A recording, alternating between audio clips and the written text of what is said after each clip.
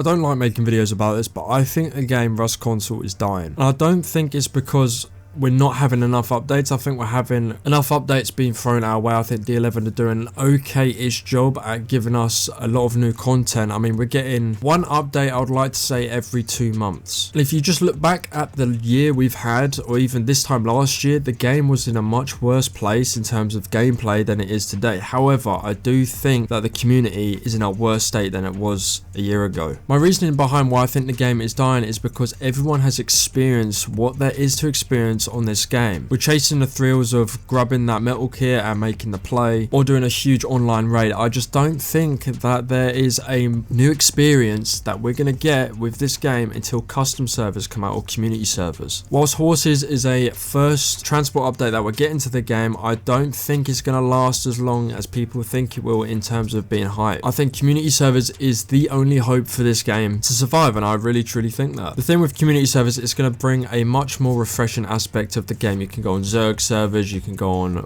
duo, trio, solo servers, especially the solo players on this game. No matter how some of them say that it's easy, it's just not. Playing the game solo is the hardest thing, and not just in terms of surviving, just fights. You're coming against teams that are just blatantly cheating, not to mention the numbers that teams have on this game, and just playing in a team or a big-ish squad is the way to play this game. If you're playing it solo, if you're not a content creator and you're playing this game solo, I applaud you for it, because I could not stand playing this game as a solo. Just not my kind of thing.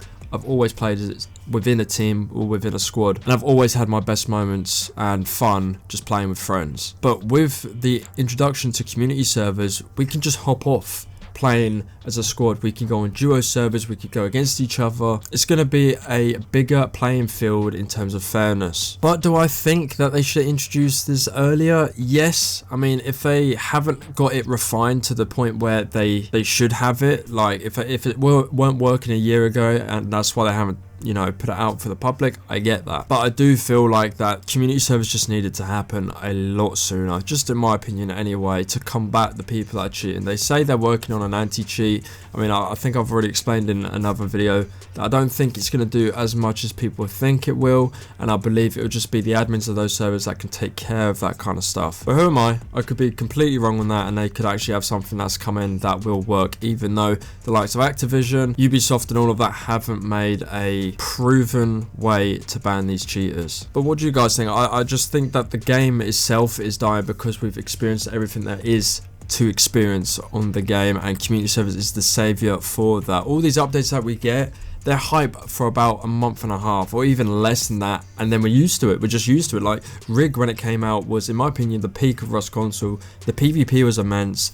The vibes and how everyone was just feeling about the game. You had the best teams. That was when the game, in my opinion, was at its best. There wasn't too many cheaters, but there was some cheaters lurking in teams. Now the game is just so far gone in terms of fair PvP, fairness for solos, duos. That's why there's not enough of them. The game is at a pretty poor state. Not to mention, I don't think the skins are good enough. I don't know who they hire to make these. I don't know how much they can do because of the optimization of both new and old gen and how much room they have with the consoles themselves. But a lot of the skins are shit, and that's not just being disrespectful. This is coming from someone that, you know, does a lot of designing, and I've gone to both college and university for design, and some of the skins that, you know, we've seen are just dog. Because of the possibilities you could have with skins, I don't get why some of them have been allowed to just been released, and these are expensive skins. I think the one that just came out, the legendary pack, was about 15 to 20 quid if I'm right in saying that. Well, between 10 and 20, let's say. But that's just my personal opinion. I don't think the game's in a great state. Let me know what you think. I'll be interested to see.